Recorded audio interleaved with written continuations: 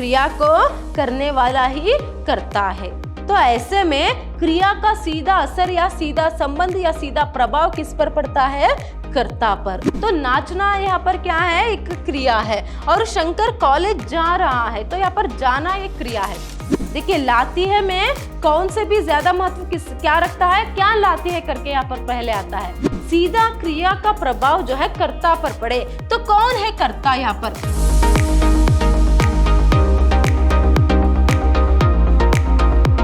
नमस्कार, मैं हूँ Harshita, Hindi lecturer, Vidyashram college Mysore.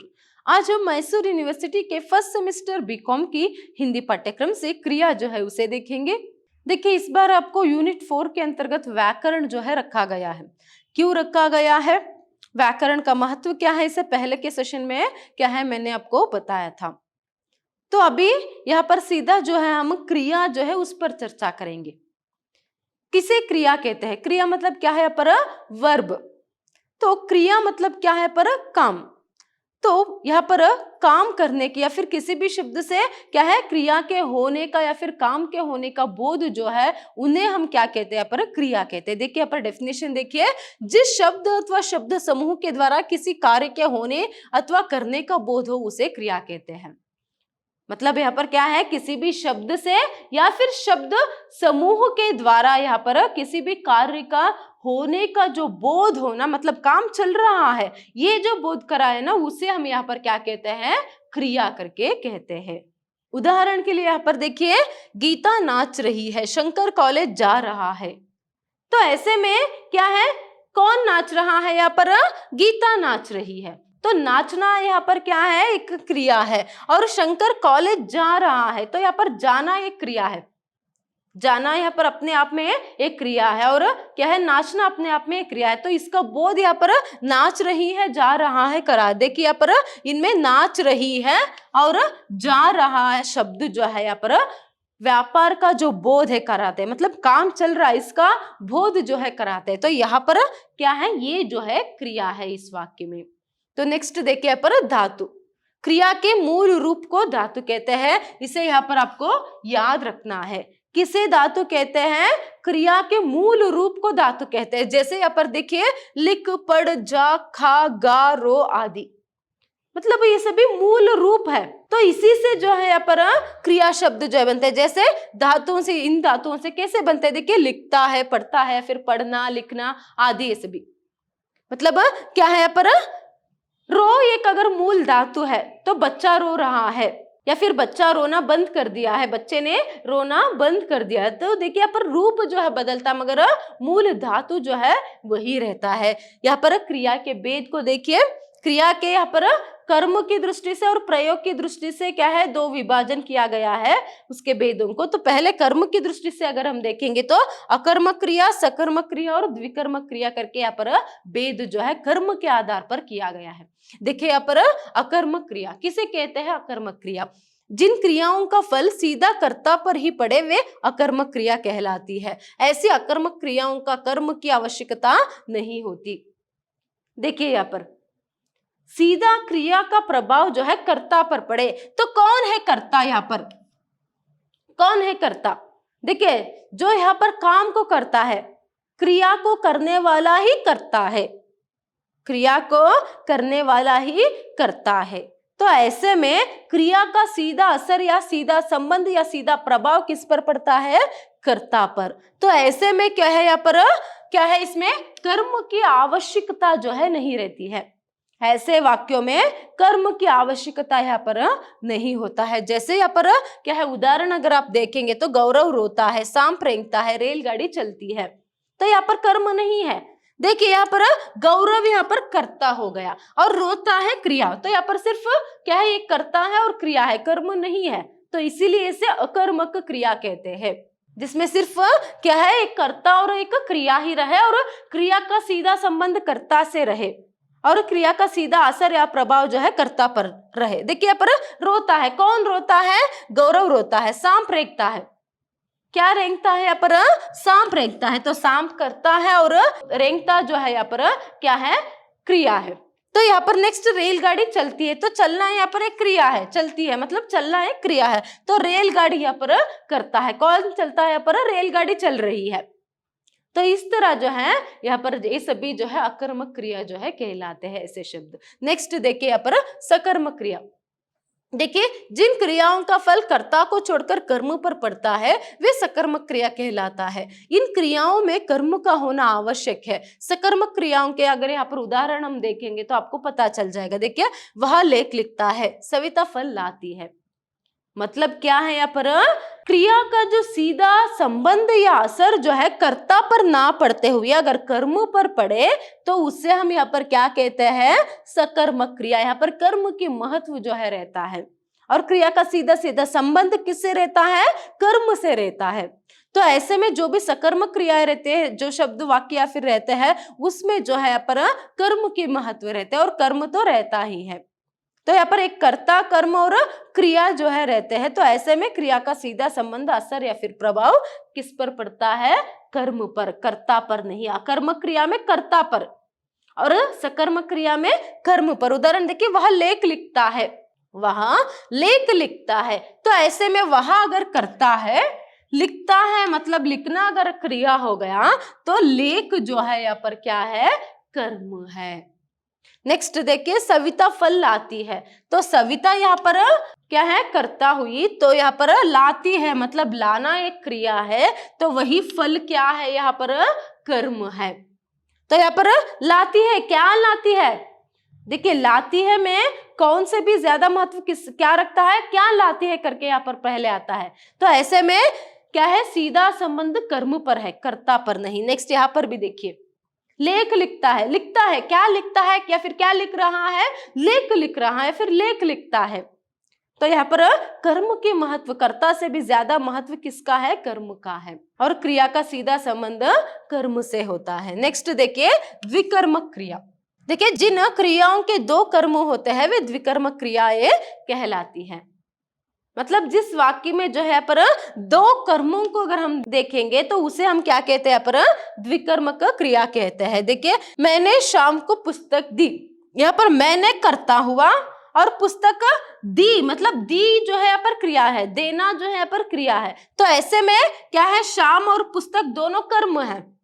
Next देखिए, सीता ने राधा को रुपए दिए, तो यहाँ पर भी दिए यहाँ पर क्रिया है, देना एक क्रिया है। तो सीता यहाँ पर क्या है, करता है, सीता ने दिया, क्या दिया, राधा को रुपए दिए, तो राधा और रुपए यहाँ पर कर्म है। तो इस तरह अगर एक वाक्य में दो दो कर्म आए तो उसे हम द्विकर्मक क्रियाएं कहते हैं। नेक्स्ट देखिए, यहाँ पर प्रयोग की दृष्टि से क्रिया के भेद। अभी तक हमने कर्म की दृष्टि से जो क्रिया के भेद है ना उसे देखा, तो यहाँ पर अभी हम प्रयोग की दृष्टि से जो क्रिया के प्रमुख भेद है उसे अगर हम देखेंगे तो कितने भेद है, प्रमुख रूप से 5 भेद है।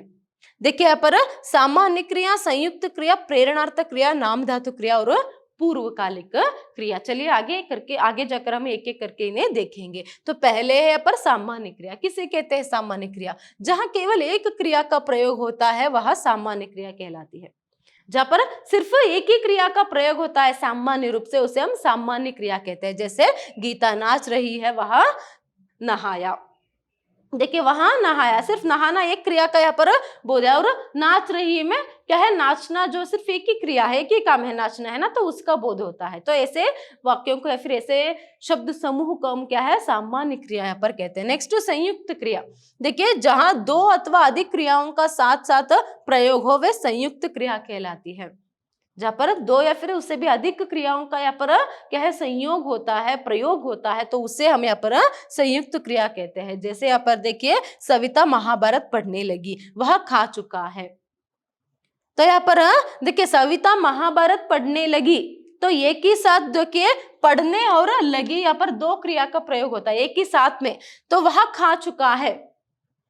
तो ऐसे में यहाँ पर खा चुका में खाना एक क्रिया है और चुकना अपने आप में एक क्रिया है, तो इसीलिए वहां खा चुका। तो इस तरह 2 क्रियाओं का या फिर उससे भी ज्यादा क्रियाओं का एक ही साथ में प्रयोग हो तो उसे हम संयुक्त क्रिया यहाँ पर कहते हैं। नेक्स्ट देखिए, प्रेरणार्थक क्रिया। किसे कहते हैं प्रेरणार्थक क्रिया? देखिए, जिस क्रिया से पता चले कि कर्ता स्वयं कार्य को ना करके किसी अन्य को उस कार्य को करने की प्रेरणा देता है तो वह प्रेरणार्थक क्रिया कहलाती है। मतलब यहाँ पर खुद कर्ता जो है काम को नहीं करता है, बदले में खुद यहाँ पर कर्ता काम ना करते हुए किसी और को काम करने के लिए जो प्रेरणा अगर देना तो उसे हम प्रेरणार्थक क्रिया यहाँ पर कहते हैं। जैसे देखिए, श्यामा राधा से पत्र लिखवाती है, तो यहाँ पर लिखवाती है मतलब लिखवाना जो है एक क्रिया है, और यहाँ पर श्यामा जो है वह काम नहीं कर रही, असल में यहाँ पर कर्ता श्यामा ही है, मगर राधा से पत्र लिखवाती है, तो ऐसे में यहाँ पर क्या है, राधा को जो है वह राधा से जो है काम करवा रही है। कर्ता श्यामा ही है मगर वह खुद ना काम करते हुए वह खुद पत्र नहीं लिख रही है बल्कि राधा से पत्र लिखवा रही है। तो ऐसे में क्रिया को, काम को वह किससे करा रही है? दूसरों से। तो ऐसे क्रियाओं को हम यहाँ पर क्या कहते हैं? प्रेरणार्थक क्रिया जो है कहते हैं। नेक्स्ट देखिए, नाम धातु क्रिया। क्या है नाम धातु क्रिया? संज्ञा, सर्वनाम अथवा विशेषण शब्दों से बने क्रियापद नाम धातु क्रिया कहलाते हैं। देखिए, संज्ञा, सर्वनाम या फिर विशेषण शब्दों से बने हुए जो क्रियापद रहते हैं ना, उसे हम नाम धातु क्रिया कहते हैं। जैसे यहाँ पर शर्माना, अपनाना, जुटलाना। देखिए, मोहन ने मीरा को अपनाया, मोहन ने मीरा को अपनाया, तो ऐसे जो शब्द जो है यहाँ पर क्या कहलाते हैं? नाम धातु क्रिया जो है कहलाते हैं, जो संज्ञा, सर्वनाम या फिर विशेषण से बने हुए क्रिया शब्द होते हैं। नेक्स्ट देखिए, यहाँ पर पूर्वकालिक क्रिया। अभी प्रयोग की दृष्टि से क्या है, 5 भेद है, उसमें से अभी 4 को हमने देखा। अभी देखिए लास्ट वन जो है पूर्वकालिक क्रिया है। क्या है पूर्वकालिक क्रिया? किसी भी वाक्य में मुख्य क्रिया से पहले वाली क्रिया पूर्वकालिक क्रिया कहलाती है। देखिए, किसी भी वाक्य में मुख्य क्रिया से पहले वाली जो क्रिया है वह पूर्वकालिक क्रिया कहलाती है। जैसे देखिए, राजेश खाना खाकर सो गया, राजेश खाना खाकर सो गया, तो यहाँ पर अगर राजेश करता है क्या है, खाकर सोना, मतलब क्या है, यहाँ पर 2 क्रिया है, वह सो गया है। अभी मुख्य क्रिया क्या है, यहाँ पर सो गया, वही उससे पहले उसने क्या किया, क्या काम किया, यहाँ पर खाकर मतलब खाना खाया उसने। तो ऐसे मुख्य क्रिया से पहले जो क्रिया शब्द आते हैं उसे हम क्या कहते हैं? पूर्वकालिक क्रिया कहते हैं। हो सकता है आपको क्या है यहाँ पर एक वाक्य देकर क्या है, प्रस्तुत वाक्य में पूर्वकालिक क्रिया कौन सा है करके ऑप्शन भी दे सकते हैं। बहुविकल्पीय प्रश्न जो है 10 अंक के लिए आपको एग्जाम में, तो ऐसे भी ग्रामर से आपको प्रश्न पूछ सकते हैं। तो इसीलिए स्पेशली जब यूनिट 4 व्याकरण की बात आए तो क्या है, हर एक बात पर आपको ध्यान देना बहुत ही जरूरी है। चाहे संज्ञा हो, सर्वनाम हो, क्रिया हो, विशेषण हो, उनके भेद और उपभेदों के बारे में जानना बहुत ही जरूरी है। जैसे अभी एग्जाम्पल मैंने आपको बताया, सोच लीजिए अभी आपको क्या है, ऐसे एक सेंटेंस देंगे एग्जाम में कि बच्चे पढ़कर खेलने जाएंगे, बच्चे पढ़कर खेलने जाएंगे, प्रस्तुत वाक्य में पूर्वकालिक क्रिया कौन सा है? ऑप्शन यहाँ पर नीचे देंगे 4। तो आपको सही अगर आंसर ढूंढना है तो पहले उसके बारे में अच्छे से जानकारी रखना बहुत ही जरूरी है। देखिए, आपको कैसे यहाँ पर सोचना है उस समय, पहले यहाँ पर कर्ता क्या है, बच्चे, और क्रिया क्या है, यहाँ पर खेलने जाएंगे। तो ऐसे में इससे पहले और एक क्रिया भी आपको अगर डेफिनेशन याद रहेगा, उसके बारे में आपको जानकारी है, तो मूल क्रिया से पहले वाली क्रिया को हम क्या कहते हैं यहाँ पर?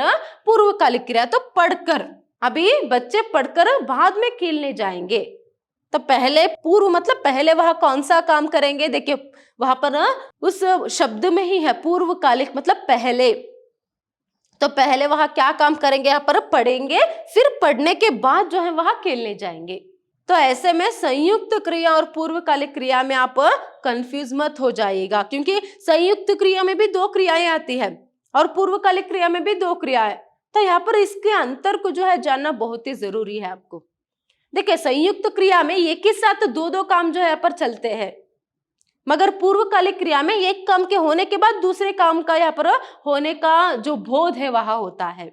अगर एक ही साथ काम होने का बोध हो तो वहां संयुक्त क्रिया है। जैसे यहाँ पर बताया गया है कि क्या है, पहले क्या है, बच्चे पढ़कर खेलने जाएंगे, अभी बच्चे पहले पढ़ेंगे फिर उसके बाद खेलने जाएंगे, तो ऐसे क्या है, यहाँ पर एक मुख्य क्रिया से पहले कोई यहाँ पर एक क्रिया मतलब क्या है, एक क्रिया के होने के बाद दूसरी क्रिया का होने का अगर बोध हो तो वह क्या है, पूर्वकालिक क्रिया है। इसे अच्छे से याद में रखिएगा। और एग्जाम में कैसे प्रश्न पूछेंगे, आपको कैसे तैयारी करनी है, इसके बारे में भी मैंने आपको बता दिया। सिर्फ क्रिया से संबंधित नहीं, ये रहे क्रिया के क्या है प्रयोग के आधार पर जो है यहाँ पर 5 भेद। तो हो सकता है आपको प्रश्न पत्रिका में ये भी पूछे कि क्रिया के प्रयोग के आधार पर कितने भेद है, कुल 5 भेद है। आपको वहां पर ऑप्शन दे सकते हैं कि 2, 3, 4, 5 करके, तो तभी कौन से के लिए टिक करना है, 5 के लिए। तो इस तरह यहाँ पर जब आपके व्याकरण वाक्य के बारे में पढ़ने के लिए आप बैठेंगे तो आपको क्या करना है, हर एक, जैसे मैंने बताया क्या क्या है, आपको संज्ञा है, सर्वनाम है, क्रिया है, विशेषण है, कारक है, तो उन सब के जो है यहाँ पर आपको क्या करना है, जो भेद और उपभेद उसके साथ जो शब्द भेद है, तो उनके हर एक छोटी छोटी बातों पर ध्यान देना, एग्जाम्पल जो रहता है उसके बारे में भी ध्यान देना बहुत ही जरूरी है। जब पूर्ण रूप से आप क्या है पहले अच्छे से समझ लीजिएगा। पहले आपको कैसे, एग्जाम्पल के लिए अगर मैं बताऊं कि क्रिया क्या है, डेफिनेशन उसे समझना, फिर क्रिया के कितने भेद हैं या फिर उसके उपभेदों के कितने भेद है, तो उसके सब उपभेद कितने हैं तो सभी जानना है, डेफिनेशन जानना है। तो ऐसे में क्या है, कैसे भी प्रश्न पूछने पर आप वहां पर जवाब जो है दे पाएंगे।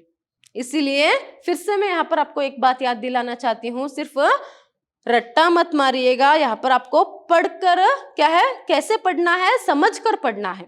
यहाँ पर आपको समझकर पढ़ते हुए तैयारी जो है एग्जाम के लिए करना है। यहाँ पर समझना जो है बहुत ही जरूरी है, और डिग्री लेवल पर जो है रट्टा मारने से कोई फायदा नहीं होता है। इसीलिए आप अगर अच्छे से स्कोर करना चाहते हो, चाहे यूनिट 1 to 3 से हो या फिर यूनिट 4 व्याकरण भाग से हो, हर एक पार्ट को, हर एक भाग को जो है पहले पूर्ण रूप से ध्यान से, इंटरेस्ट से उसे पढ़िएगा, उसे समझिएगा, फिर जाकर कैसे भी आपको अगर ट्विस्ट करके प्रश्न पूछे आप उसका जवाब जो है दे पाएंगे और अच्छे से स्कोर कर पाएंगे। धन्यवाद।